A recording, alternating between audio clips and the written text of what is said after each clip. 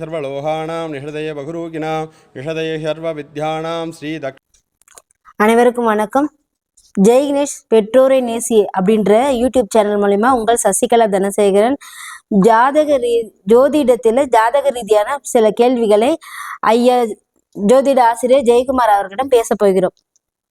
வணக்கம் மேடம். வணக்கம் சார். ஜெய் கணேஷோடைய பெற்றோரை நேசி யூடியூப் சேனல் மூலமா உங்களை சந்திக்கிறது ரொம்ப மகிழ்ச்சி. உங்க கேள்விகள் என்ன அப்படின்னு சொல்லிட்டு கேளுங்க, நான் பதில் சொல்றேன். சார், ஒருவருக்கு எப்பொழுது திருமண யோகம் கிடைக்கும்? ஓகே, நீங்களும் ஜோதிடம் படிச்சிருக்கீங்க, அதனால ஜோதிட ரீதியா விளக்கம் கொடுத்தாவே புரிஞ்சுக்குவீங்க அப்படின்னு நினைக்கிறேன்.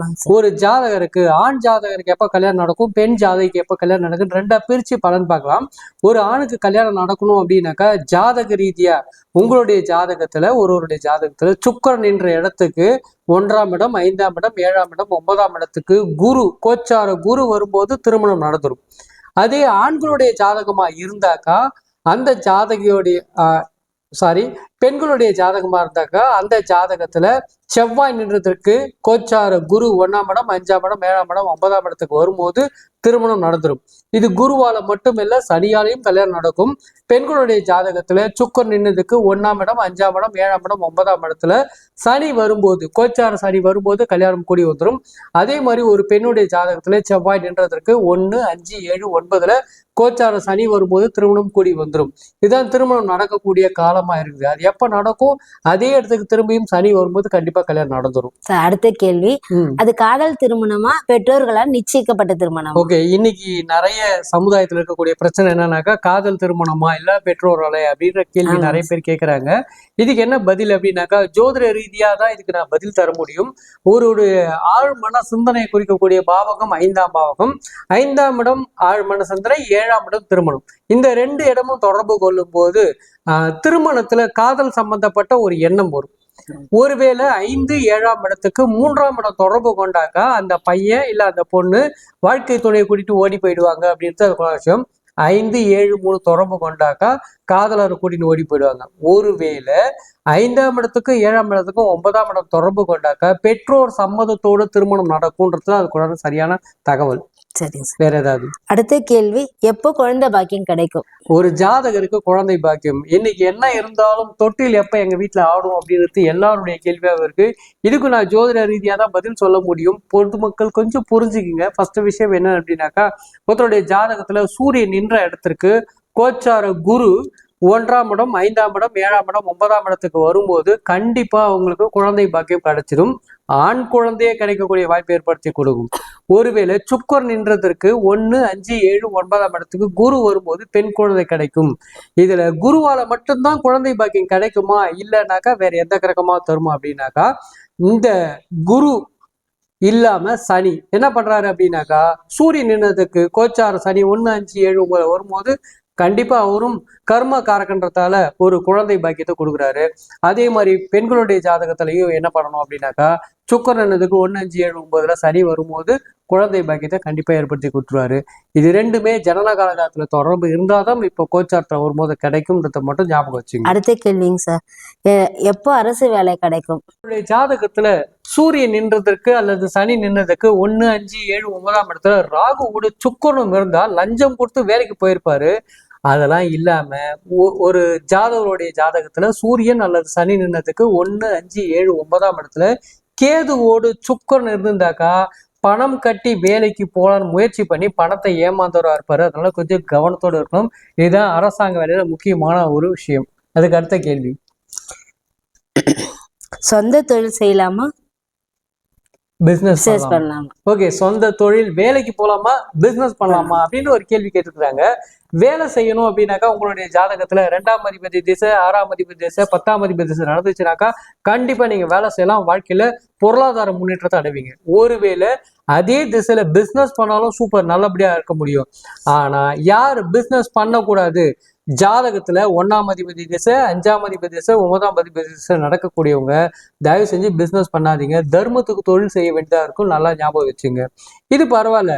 அப்போ 3ஆம் அதிபதி, 7ஆம் அதிபதி, 11ஆம் அதிபதி திசை நடந்தாக்கா என்ன பண்ணணும் அப்படின்னாக்கா, நீங்களும் ஆபீஸ் வச்சு உட்காராதீங்க. ஏன்னாக்கா உங்களால ஆபீஸ்ல உட்காரவே முடியாது. அப்ப நீங்க மார்க்கெட்டிங் தொடர்பான ஜாப் பாருங்க, 100% சக்சஸ்ஃபுல்லா பண்ண முடியுன்றது ஒரு முக்கியமான விஷயம். இதெல்லாம் இல்லாம 4ஆம் அதிபதி 8ஆம் அதிபதி 12ஆம் அதிபதி திசை நடக்கிறவங்க என்ன பண்ணலாம் அப்படின்னு சொல்லி கேட்டா, நீங்க வேலை செய்யலாம். ஆனா உங்களுக்கு உழைப்புக்கு ஏற்ற ஊதியம் கிடைக்கவே கிடைக்காது. கவனத்தோடு இருங்க, ரொம்ப ரொம்ப முக்கியம். 2 பேர் வேலைக்கு சேர்றீங்க, ஒருத்தருக்கு 1000 ரூபாய் சம்பளம், ஒருத்தருக்கு 500 ரூபாய் சம்பளம். 500 ரூபாய் சம்பளம் வாங்குறவர் கேட்கிறாரு, ஏங்க எனக்கு 1000 ரூபாய் கொடுக்கல அப்படின்னா, விருப்பப்பட்ட வேலை செய்யலாம், வெளியில போயிடுன்னு சொல்லுவாங்க. அதனால 4, 8, 12ஆம் அதிபதி திசை உங்களுக்கு நடந்தால் தயவு செஞ்சு அதிகமா உழைக்கணும்ன்ற ஒரு விஷயத்த மட்டும் ஞாபகத்துல வச்சுங்க, அது போதும். கண்டிப்பா வேலையா தொழிலா அப்படின்னு சொல்லி கேட்டா 2, 6, 10 அதிபதிகள் உங்களுக்கு ஜாதகத்துல வேலை செஞ்சாக்கா நீங்க பிசினஸ் வேலை 2மே செய்யலாம். ஆனா யாரு பிசினஸ் பண்ணக்கூடாதுன்றத புரிஞ்சுன்னு இருப்பீங்க. அடுத்த கேள்வி. அடுத்து இந்த வருஷம் நீட் எக்ஸாம் எழுத யாரெல்லாம் பாஸ் ஆவாங்க? ஓகே, எல்லாருக்கும் ரொம்ப யூஸ்ஃபுல்லான விஷயம், அவளோட எதிர்பார்க்கிற விஷயம், யார் நீட்ல பாஸ் பண்ணுவாங்க அப்படின்றது ஜாதக ரீதியா உங்களுடைய ஜனனகால ஜாதகத்துல, ஒருத்தருடைய ஜனனகால ஜாதகத்துல எப்படி பார்க்கணும் அப்படின்னாக்கா, இப்போ குரு எங்க இருக்காரு அப்படின்னு சொல்லி பார்த்தோம்னாக்கா ரிஷபராசியில இருக்காரு, கோச்சார குரு. அந்த இடத்துலயே உங்க ஜாதகத்துல புதன் இருந்தாவோ, அதுல இருந்து 5ஆம் இடம் சொல்லக்கூடிய கன்னியில புதன் இருந்தாலோ, இல்ல விருச்சகத்துல புதன் இருந்தாலோ, மகரத்துல புதன் இருந்தாலோ, கண்டிப்பா நீங்க முயற்சி பண்ணி நீட்ல வெற்றி அடைவீங்க. இதெல்லாம் இல்லாம உங்களுக்கு கும்பத்துல புதன் இருந்தாக்கா, அங்க கோச்சார சனி இருக்காரு, அந்த இடத்துல புதன் இருந்தா விதிப்படி நீங்க நீட்ல பாஸ் பண்ணியே தீர்வீங்க. அங்க மட்டும் கிடையாது, அதுக்கு 5ஆம் இடம் சொல்லக்கூடிய மிதுனத்துல புதன் இருந்தாலும் விதிப்படி பாஸ் பண்ணுவீங்க, சிம்மத்துல புதன் இருந்தாலும் பாஸ் பண்ணிடுவாங்க.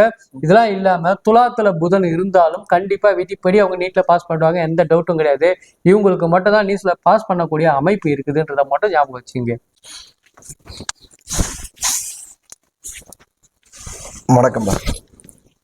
வணக்கம், வாழ்க வளத்துடன். ஜெய் கணேஷ் பெற்றோரை நேசி அப்படின்னு சொல்லக்கூடிய யூடியூப் சேனல் மூலமாக இந்த புதிய முயற்சியை நம்ம எடுத்திருக்குங்க. நம்ம ஏற்கனவே ஆங்கில வருட பரப்பன்னைக்கு ஒரு ஜாதக ரீதியான ஒரு சில சந்தேகத்துக்கு பதில் கொடுத்தோம். இப்போ திருப்பி இதை இன்னும் நிறைய பேர் விரும்பினதால இன்னும் ஜாதக ரீதியாக இருக்கக்கூடிய சந்தேகங்கள், அதுக்கான பரிகார விஷயங்கள் இதெல்லாம் நம்ம எடுத்து நம்ம சேனலில் முதல் முறையா இதை செய்யலாம் அப்படின்னு ஏற்பாடு பண்ணி வேலை பண்ணிட்டு இருக்கோம். உங்களுடைய பேராதரவும் ஒத்துழைப்பும் நமக்கு நிச்சயமா வேணும். அந்த ஒத்துழைப்பு இருந்த காரணத்தால தான் இன்னைக்கு ஐயாவை சந்திச்சு நம்ம திருவண்ணாமலையில இப்போ ஷூட் பண்ணிட்டு இருக்கோம். ஐயாவுடைய அனுபவம் கிடைச்சிது, அவரோட நிறைய நேரம் பகிர்ந்தோம். அவரும் அவருடைய நேரத்தை நம்மளோட நிறைய பகிர்ந்து நிறைய விஷயங்களை கேட்டு தெரிஞ்சு விளக்கம் எடுத்து அதில் ஒரு பர்டிகுலர் விஷயத்தை மட்டும் இன்னைக்கு பொதுவான விஷயத்தை கொடுக்கலான்னு முயற்சி எடுத்து இதன் வாயிலாக இப்போ தொகுத்து வழங்கிட்டு இருக்குங்க. உங்களுக்கு ஜாதக ரீதியாக சந்தேகங்கள் இருக்கு, என்னென்ன இருக்கு கொஞ்சம் நம்மகிட்ட கேட்டீங்கன்னா நம்ம எல்லாமே சொல்லலாம். ஜெய் கணேஷ் பெற்றோரை நேசி அப்படின்ற யூடியூப் சேனலுக்கு பேர் ஆதரவு கொடுக்கக்கூடிய அத்தனை பேருக்கும் மனமார்ந்த நன்றிகள்.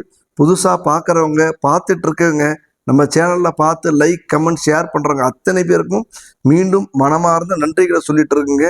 இன்னும் இந்த மாதிரி நிறைய நல்ல விஷயங்களை நம்ம போடணும் அப்படின்னு முயற்சி எடுத்து பண்ணிட்டு வரோம். உங்களுடைய பேராதரவு இருக்கிற பட்சத்தில் எல்லாமே சாத்தியமாகுங்க. இதெல்லாம் பார்த்தீங்கன்னா சின்ன இடம், இதில் நம்ம முடிஞ்ச அளவுக்கு எந்த அளவுக்கு கவர் பண்ணணும்னு முயற்சி எடுத்து பண்ணிட்டு இருக்கோம்.